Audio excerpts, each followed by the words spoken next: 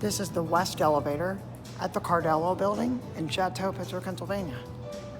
You can clearly tell this replaced an old freight elevator and is now an Otis Gen2 with wide center opening doors.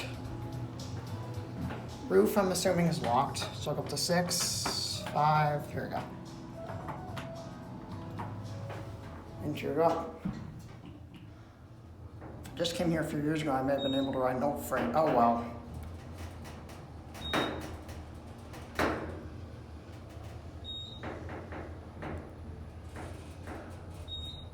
Number 5. This floor looks like it's been renovated. Back down to grounded lobby. ADA phone. Basic cab. Definitely an MRO. I guess they're not using existing machine room.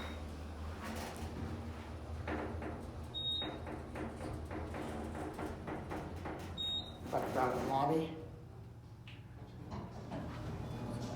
There's the loading dock bike room storage. I guess stock area, and here's the lobby. There goes, and that's gonna be it.